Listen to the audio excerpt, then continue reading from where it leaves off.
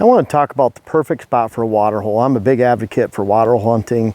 Whether you find that on public land or you create it on private land, and you can look at how to create a water hole. I have lots of videos that discuss that. We like 300-gallon tanks dug in all the way to the ground. They last all year once you fill them, or all hunting season once you fill them in September.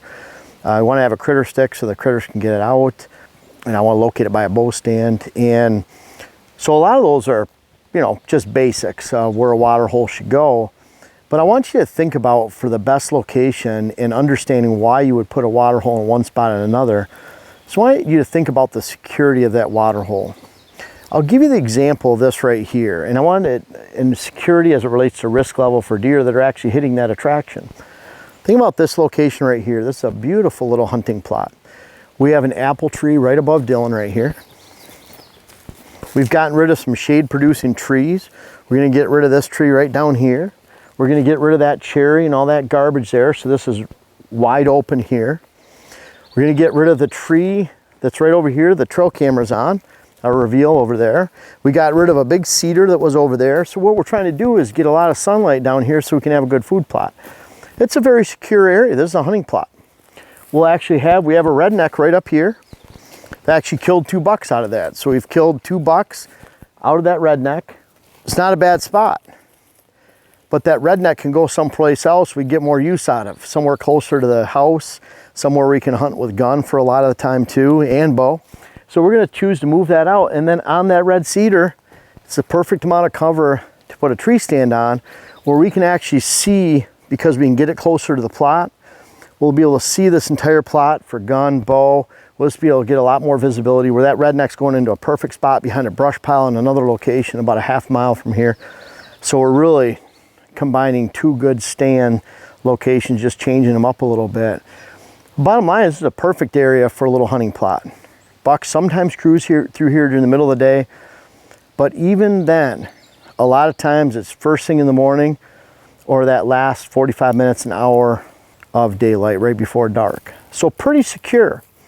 On a scale of food plots compared to some of our big wide open food plots that still get mature bucks hitting during the daylight, but during that morning, you know, right before dark, right after daylight scenario. But compared to that, you know, as far as risk level to deer, this is a 4 out of 10, 5 out of 10, meaning 5 out of 10 better, meaning it's not a high risk level to deer. Big food plot might be more like 3 out of 10, 4 out of 10. This is 5 or 6, whatever it might be. Best location for a water hole though is not on this food plot. I repeat, you don't mix water holes and food plots, and there's several reasons why. But one relates directly to the risk level of a water hole.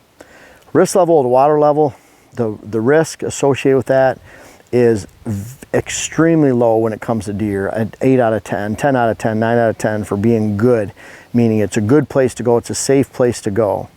The bottom line is, when you add that water hole to this, you're reducing the risk of the water hole to whatever the risk of this food plot is. So if this food plot is moderate risk and the water hole is low, now you're taking that water hole and making it moderate risk because you're putting out here in the food plot. So I want you to think about that. That's why you don't, that's one of the main reasons you don't combine it. Hey, thanks for watching the video, and we'll be right back, but this is very important. It's a very important announcement. We have our Camp Kicking Bear event. We have it on Father's Day. It's more of a habitat day. We're gonna see a feature of habitat improvements, how they will all relate to a bedding area, a water hole, food plot, bedding point, morning stands, evening stands, and then we get to take a tour around the majority of the property too. Bottom line is $350 per person times 50 people. We highly encourage you to bring your kids. After all, it's Father's Day. Those 50 spots always sell out very fast. On that same day, it's from 10 o'clock to 4 o'clock in the afternoon. We have speaking events. All my sponsors kick in for that. So we'll literally be giving away a Matthews boat, a ghillie blind, and so one person will win each of those. For about 13, 14 people will win really good prizes. I could list them all, but check it out. We also have our $100 times 100 hunt raffle to a lucky hunter that'll come hunt with us the end of September for 3 nights. So really check out all that information. Look at the link in the description. You can ask Jessi. She'll help you out with any scheduling of that, and look forward to seeing you guys there. It's a great event. Every dime that's earned goes directly to Camp Kicking Bear, and even a little extra on top of that. So look forward to seeing you there. Deer will hit a water hole, mature bucks all day long. Doesn't matter if it's 10 o'clock, 1 o'clock, 2 o'clock. I shot my buck on a water hole last year at 10 o'clock down here with my bow deer in gun season, in Minnesota's gun season. Very low risk. That's why they hit it all hours of the day. Food plot is more moderate risk. So even one like this that gets some daylight use, it's usually first light, last light. That's why I want a water hole separate from this, and that's why we have one off the end of this food plot. It'll be about 150 yards. What we're trying to do is we have another large food plot that way that's about an acre through about 75 yards, 80 yards of cover. So these are all in a line right here. We have a big food plot over there. We have a water hole over there. That means this food plot's a pass-through. That means that water hole over there is very secure and it's away from food, and deer can hit that all day long. As you get closer to that bigger plot, deer will hit this less and less during daylight hours. And that's not a slam on those food plots. It's just the reality. When a buck goes to a large open food plot, the larger it is, the more often he's not going to go there during the middle of the day. So I want these separate. That water hole stand over there, great stand location.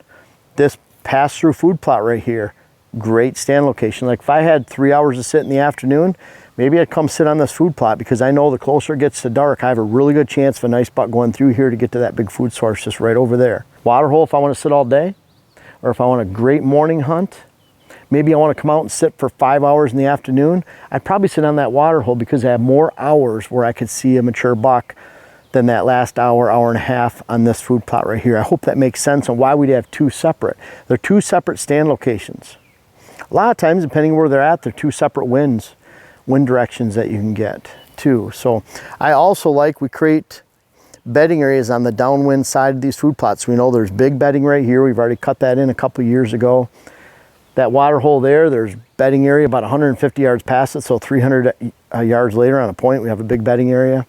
So this sets up that chain of movement all the way through here, and you have to separate those water holes out from your food plots. That's a really important concept to understand. So the best spot for a water hole, it's near bedding areas, it's near areas you can hunt and expect deer movement all day long, and it's certainly away from your food plots and food sources. It's a very critical concept to understand. Like I said, we can't wait to hunt this. We're actually turning this into a clover field. We've already sprayed a couple times, getting to that point where we can put some oats down. We'll be able to plant our perennial blend here that has a mix of clovers, birchfoot tree foil, alfalfa, and chicory. And that'll be something we can maintain and actually build some base on. We'll have that cover crop of oats to protect it during the summer. We'll cut out the oats in 2 months, and then we'll be left with pure thick clover going into the fall. We have an apple tree right there, 2 apple trees right here behind Dylan, one right here, one right over there on that corner. So that's why we call this spot the apple plot stand location. We'll add that stand location, family traditions right here. We're gonna get rid of the shade over there, make this more of a nice open long food plot. While we can't wait to hunt this as a food plot, especially that last couple hours of the day, that's exactly why we're not putting a water hole here, but we're putting it over there. And I hope that makes sense for why you would put a water hole where you do. Make sure it's secure, low risk, closer to bedding areas, and certainly off of your food plots. Now, I don't know if you've checked out our main website lately, whitetailhabitatsolutions.com, but we've really had a lot going on, including hats, books, our web class, and certainly our new seed company, WHS Wildlife Blends. When you click on seed on our site, it'll take you right to our brand new site for the seed company. We have all 12 blends available. So check it all out though. I encourage you, I appreciate you checking it out. Whether you buy anything or not, really appreciate you visiting the site and seeing what's going on, and continue to watch because we have big things coming later this year.